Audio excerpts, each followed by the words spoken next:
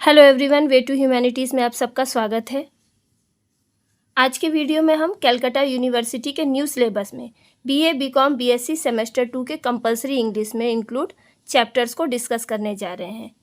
AEC 2 compulsory English में आपके syllabus में 3 पोएट्री से और 3 प्रोज से चैप्टर इंक्लूड किए गए हैं। आज के वीडियो में हम ओ हेनरी की famous short story the last leaf पढ़ने जा रहे हैं।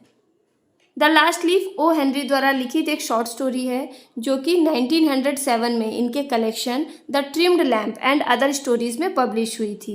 ये कहानी जॉन्सी नाम की एक लड़की के बारे में है जो निमोनिया नामक बीमारी से गंभीर रूप से बीमार हो जाती है। उसे लगता है कि जब उसकी खिड़की के बाहर दीवार पर लगी आइवी बेल की सारी पत्तियां टूटकर गिर जाएंगी तो वो भी मर जाएगी। धीरे धीरे एक एक पत्तियां टूट टूट कर गिरती हैं और धीरे धीरे उसके भी जीवन जीने की आशा खत्म होने लगती है। लेकिन उसका एक पड़ोसी है जिसका नाम बेयरमैन है। वो एक आर्टिस्ट है। उसे जब ये बात पता चलती है तो वो उस दीवार पर एक पत्ता चित्रित कर देता है। जॉन्सी को लगता है कि वह उस बेल का आखिरी पत्ता है जो तेज बारिश के बावजूद टूटकर नहीं गिरा। उसे देखकर जॉन्सी में जीने की चाहत जगती है और वो ठीक हो जाती है। लेकिन बेयरमैन उस पत्ते को बनाते समय भीग जाता है और ठंड लगने के कारण उसे निमोनिया हो जाता है और वो मर जाता है। ये तो थी कहानी की कथा वस्तु। अब हम इस कहानी को डिटेल से पैराग्राफ वाइज इसकी समरी पढ़ेंगे। वीडियो अच्छी लगे तो इसे लाइक कीजिएगा और अपने व्यूज़ कमेंट कीजिएगा। तो चलिए शुरू करते हैं इस चैप्टर का पैराग्राफ वाइज एक्सप्लेनेशन।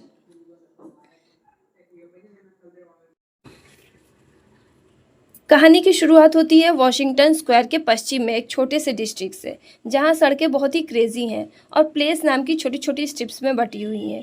ये जगह अजीब तरह के एंगल्स और कर्व्स में बटी हुई है। सड़कें एक दूसरे को काटती हैं। यहाँ पर एक बार एक आर्टिस्ट इन सड़कों पर कुछ पॉसिबिलिटीज़ देखता है।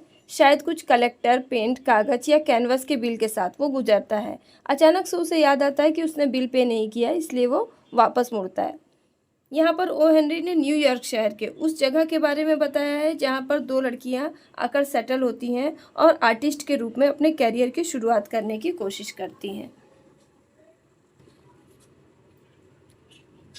नेक्स्ट पैराग्राफ में ऑथर बताते हैं कि जल्द ही कुछ आर्टिस्ट लोग ग्रीनविच के इस पुराने और विचित्र से गांव में आए। 18वीं सेंचुरी के पुराने मकान थे यहाँ पर, जिनमें नॉर्थ साइड में खिड़कियाँ थी। बहुत ही कम किराया था इन मकानों का। फिर उन्होंने 6th एवेन्यू से पीतल के मग, 1-2 चॉपिंग डिश खरीदी, मीन्स कुछ बर्तन खरीदे और यहाँ आकर एक कॉलोनी बसा ली।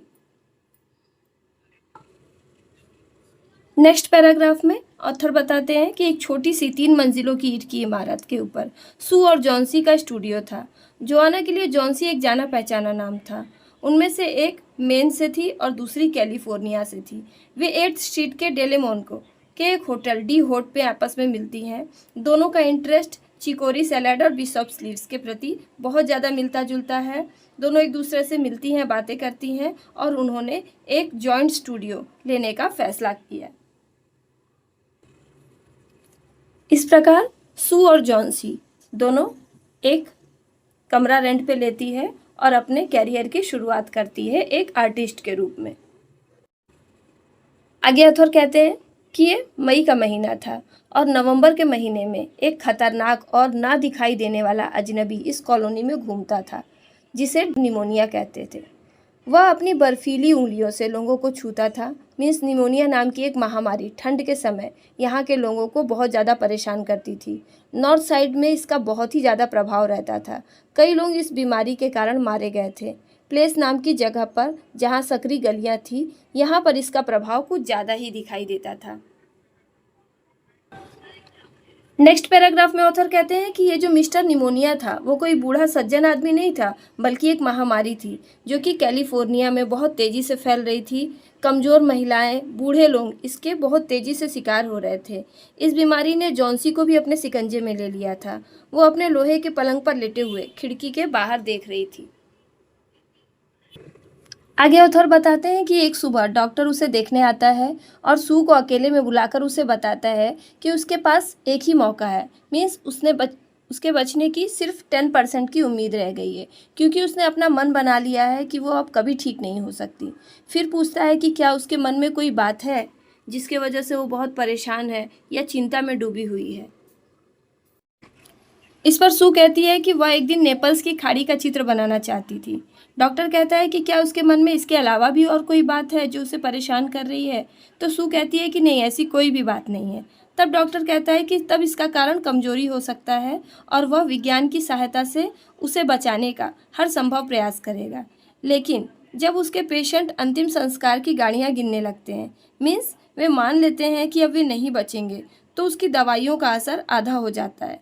लेकिन आप अगर उनसे नए विंटर स्टाइल के बारे में प्रश्न पूछें, मीन्स अगर आप उनके भीतर जीवन जीने के प्रति जोश उत्पन्न कर दें, तो उनके बचने की उम्मीद 10% से 1/4 हो जाएगी। डॉक्टर के जाने के बाद सू कमरे में जाती है, जापानीज नैपकिन को जोर जोर से पटकती है और फिर अपना ड्राइंग बोर्ड लेकर जॉन्सी के कमरे में सीटी बजाते हुए जाती है। जॉन्सी बिस्तर पर लेटी थी, उसका चेहरा खिड़की की ओर था। सू को लगता है कि वो सो गई है, इसलिए वो सीटी बजाना बंद कर देती है। आगे सू अपना बोर्ड निकालकर मैगजीन की कहानी के लिए चित्र बनाना शुरू करती है, क्योंकि उसके जैसे यंग आर्टिस्ट को अपने कैरियर की शुरुआत करने के लिए मैगजीन की कहानियों के लिए चित्र बनाना होता था। सू इडाहो काउबॉय, जो कि एक फेमस पेंटिंग है, उसका स्केच बना रही थी। तभी उसे जॉन्सी की धीमी सी आवाज़ सुनाई देती है, जो कई बार दोहराई गई थी। वह जल्दी से बिस्तर के पास जाती है। वो देखती है कि जॉन्सी की आंखें खुली थी। वह खिड़की से बाहर देख रही थी और उल्टी गिनती गिन रही थी। वो कह रही थी 12, थोड़ी देर बाद 11, फिर थोड़ी देर बाद 10, फिर 9, फिर 8 और फिर 7।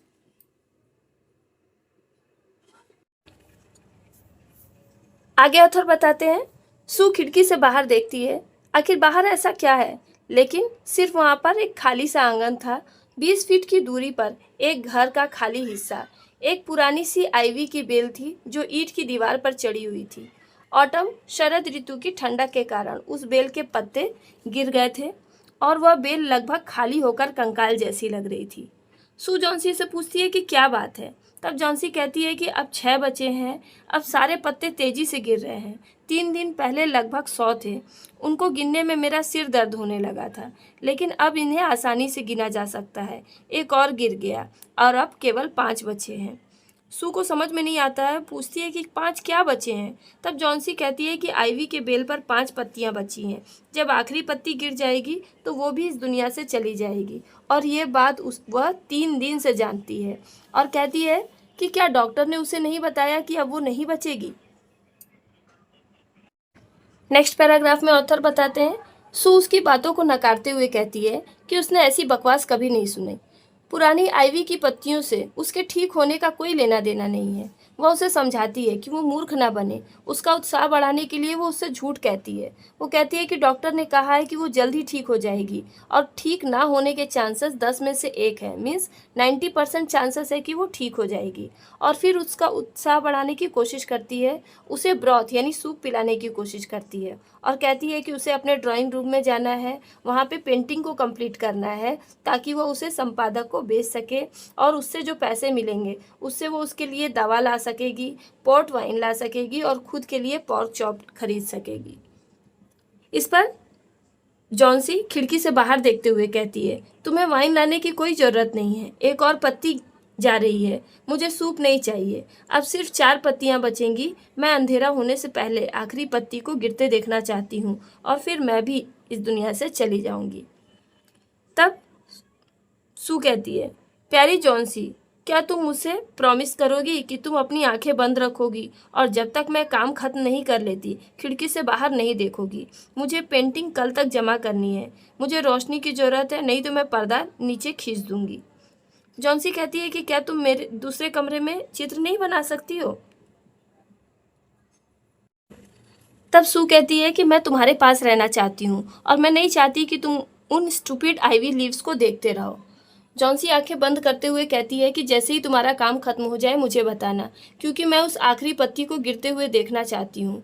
मैं सोचते सोचते और इंतज़ार करते करते थक गई हूँ और अब मैं हर चीज़ पर अपनी पकड़ ढीली करके उन थके हुए पत्तों की तरह उड़ जाना चाहती हूँ।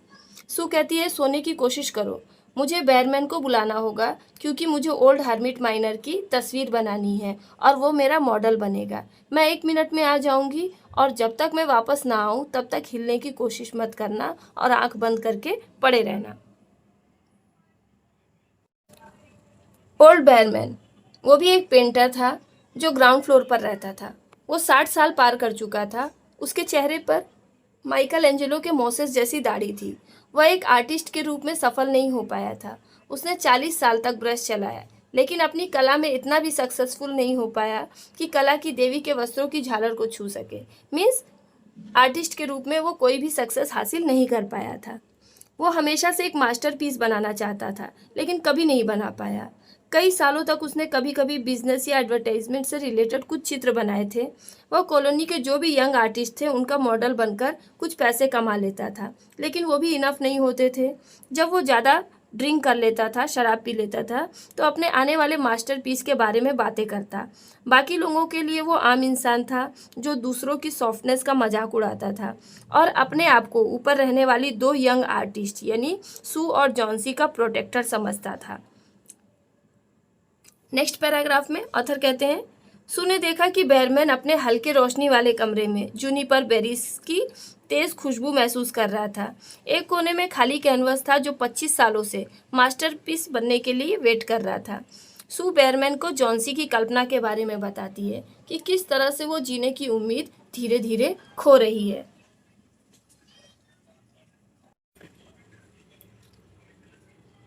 ओल्ड बैरमैन नशे में अपनी लाल आंखों से देखते हुए जॉन्सी की इस कल्पना का मजाक उड़ाता है। वो कहता है कि वाह, दुनिया में ऐसे लोग भी हैं जो सिर्फ इसलिए मर जाते हैं क्योंकि एक बेल से पत्ते टूटकर गिर जाते हैं। मैंने ऐसी बात कभी नहीं सुनी। मैं तुम्हारे मूर्ख साधु का मॉडल नहीं बनूंगा। तुम ऐसे मूर्खता वाले बेचारी यॉन्सी के मन में क्यों आने देती हो? इस पर सू कहती है कि वो बहुत ही बीमार है और कमज़ोर है। बुखार ने उसके दिमाग को अजीब कल्पनाओं से भर दिया है। ठीक है, अगर आप मेरे लिए पोज नहीं देना चाहते तो आपको ऐसा करने की ज़रूरत नहीं है, लेकिन मुझे ऐसा लगता है कि आप बहुत ही ज़्यादा बकबक करने वाले, फ्लिबर्टी गिबेट यानी फालतू बकवास करने वाले व्यक्ति हो। इस पर बैरमैन चिल्लाता है, तुम बिल्कुल औरतों के जैसी हो। किसने कहा कि मैं बोझ यानी पोज नहीं दूंगा? चलो मैं तुम्हारे पास आता हूँ। आधे घंटे से मैं ये कहने की कोशिश कर रहा हूँ कि मैं पोज देने को तैयार हूँ। यह कोई ऐसी जगह नहीं जहाँ मिस यॉन्सी जैसी कोई प्यारी सी लड़की बीमार पड़े। किसी दिन मैं एक मास्टरपीस बनाऊंगा और हम सब चले जाएंगे।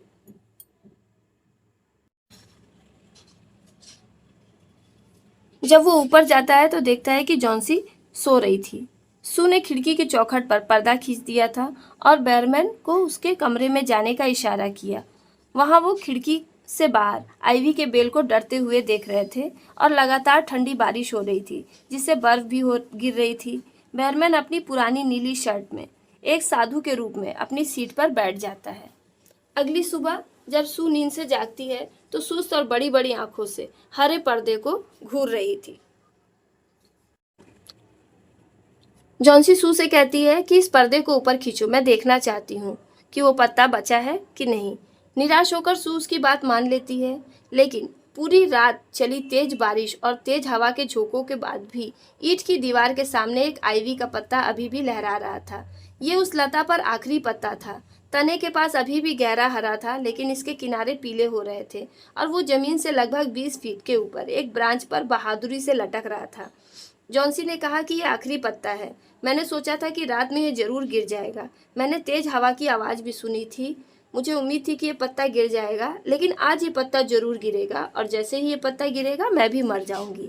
इस पर सू जॉन्सी से कहती है कि जॉन्सी, तुम मेरे बारे में सोचो। अगर तुम अपने लिए नहीं सोचोगी तो मैं अकेले इस दुनिया में क्या करूंगी?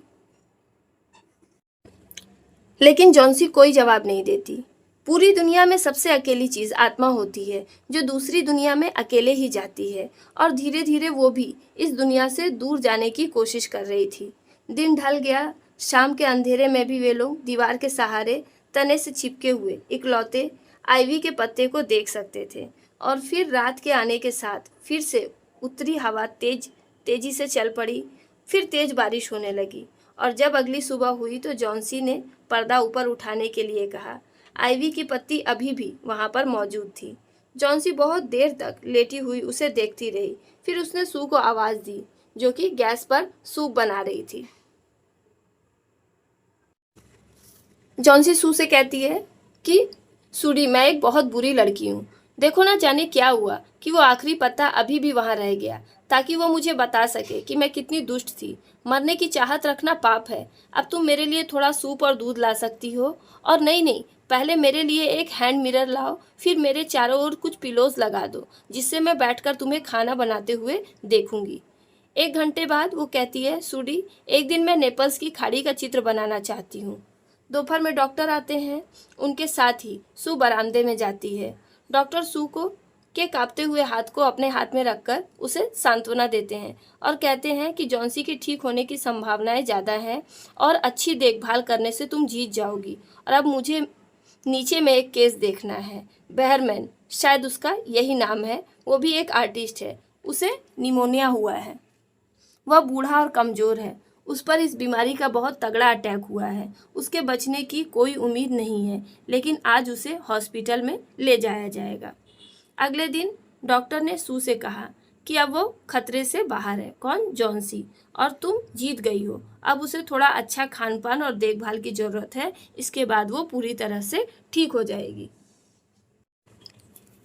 दोपहर के समय सू जॉन्सी के बिस्तर के पास आती है। जॉन्सी बिस्तर पर लेटी हुई थी और नीले रंग का ऊनी स्कार्फ बुन रही थी। सू जॉन्सी को बताती है कि मिस्टर बेयरमैन आज निमोनिया के कारण अस्पताल में मर गया है। वह 2 दिन से बीमार था। पहले दिन चौकीदार ने उसे नीचे के कमरे में दर्द से लाचार पाया। उसके जूते और कपड़े पूरी तरह से गीले और ठंडे थे। उसे एक लालटेन मिली जो उस समय भी जल रही थी, और एक सीढ़ी मिली। कुछ बिखरे हुए ब्रश और एक पैलेट जिस पर हरा और पीला रंग लगा था वो भी मिला। फिर वो जॉन्सी से कहती है कि खिड़की के बाहर देखो, दीवार पर वो आखिरी आईवी की पत्ती। क्या तुम्हें आश्चर्य नहीं हुआ कि हवा के चलने पर भी ये कभी फड़फड़ाती नहीं है, हिलती नहीं है? ये कोई असली आईवी की पत्ती नहीं, बल्कि ये बेयरमैन का मास्टरपीस है, जो उसने उस रात को यहाँ पर पेंट किया था, जिस रात इस बेल का आखिरी पत्ता टूटकर गिर गया था। इस तरह से ये कहानी खत्म होती है। और